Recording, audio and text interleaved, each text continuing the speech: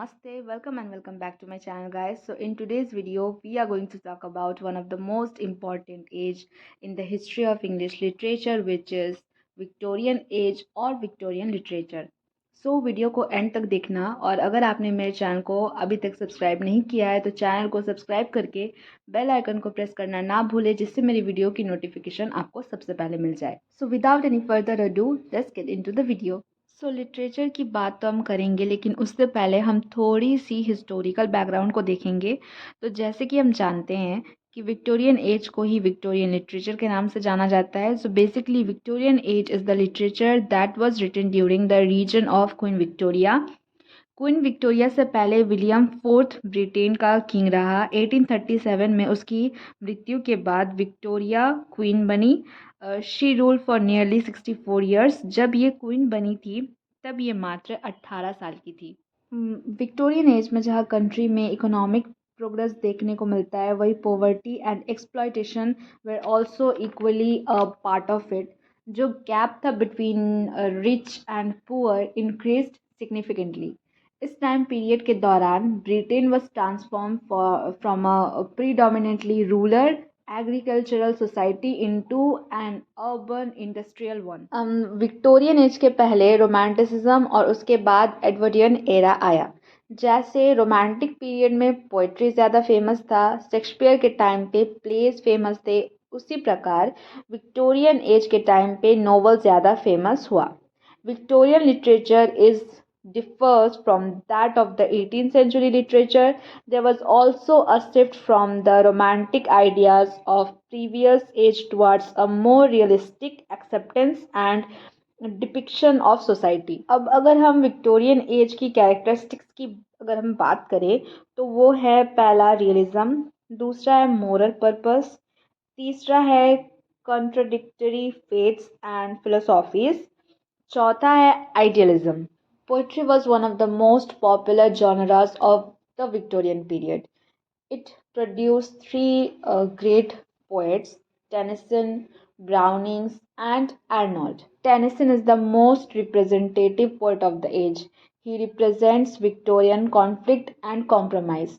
The Victorian poets experiments with narrative poetry, जो audience को एक स्टोरी बताती है, जिसमें एलिजाबेथ बैरेट ब्राउनिंग की अरोरा ले शामिल है, जो पोइट्री में लिखा गया एक कंप्लीट नोवेल है, जिसमें अरोरा की स्टोरी बताई गई है, जो मेल स्वीटर और इनहेरिटेंस को रिजेक्ट कर एक पोइट के रूप में अपना करियर बनाती है. इसमें उन्होंने कुछ हद तक अपने पर्सनल स्ट्रगल्स को रिफ्लेक्ट किया है एज अ पोएट. तो विक्टोरियन एज में नोवेल को इतनी पॉपुलैरिटी मिलने के पीछे तो बहुत सारे कारण हैं, बट जो मेन रीज़न है वो है डिक्लाइन ऑफ ड्रामा.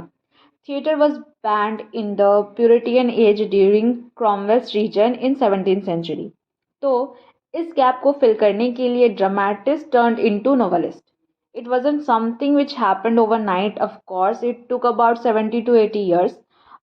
नोवेल्स ने इस टाइम पे अपनी जड़ें मजबूत किया, और जब ड्रामा वापस आया इन मॉडर्न पीरियड इतने टाइम बाद, it was not as much appreciated as novel. Okay, so अब बात करते हैं गॉथिक सेंसेशनल फिक्शन और मेलोड्रामा की. ऑल्दो विक्टोरियन एज में डिफरेंट टाइप्स के नोवेल लिखे जाते थे, बट गॉथिक 18th सेंचुरी की तरह ही प्रोमिनेंट रही. Charlotte Bronte's Jane Eyre uses many Gothic conventions.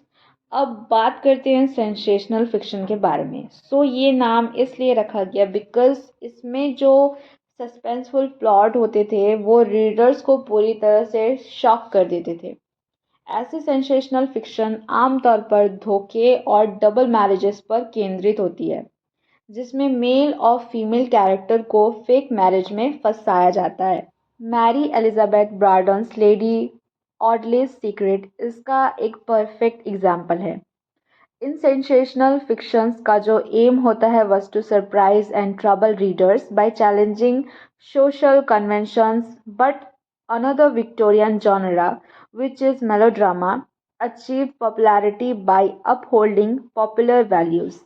Although poetry and plays Victorian cultural life में इम्पॉर्टेंट थे, बट जो पॉपुलैरिटी नोवेल को इस टाइम पे मिली वो काबिल तारीफ है.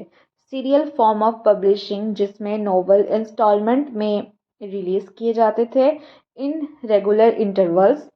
Novelists like Charles Dickens, George Eliot, Charlotte Brontë, Thomas Hardy, Robert Louis Stevenson, Henry James, इन राइटर्स ने अपने वर्क्स में ज़्यादा से ज़्यादा रियलिज्म को यूज़ किया। Realism aims to portray realistic events happening to realistic people in realistic way was the dominant narrative mode of the Victorian novel. अब रियलिज्म भी डिफरेंट टाइप का होता था like satirical realism, psychological realism, social realism. Because of cheaper price of printing British journalism and periodical writing flourished and इसने Victorian literary production में एक significant जगह बनाई। Essayists like John Ruskin, Thomas Carlyle, Thomas Babington, Matthew Arnold all wrote famous works जिसमें British history को और current British society के trends को एनालाइज किया। अब विक्टोरियन एज के लास्ट पार्ट यानी कि 1880 से लेकर 1900 तक का जो टाइम पीरियड था उसको फिन डी सिएकल कहा जाता है। ये एक फ्रेंच टर्म है जिसका मतलब है एंड ऑफ द सेंचुरी। इस पीरियड के नोवेल पहले के विक्टोरियन वर्क्स के कंपैरिजन ज़्यादा मेलनकोलिक हो गए। Science fiction also become very popular in this period. Okay so that is the end of the video guys. I hope कि video आपके लिए यूजफुल होगी। If you really like the video then give it a big big thumbs up and also do comment share and subscribe to my YouTube channel. मिलते हैं next video में। Till then stay tuned, bye bye.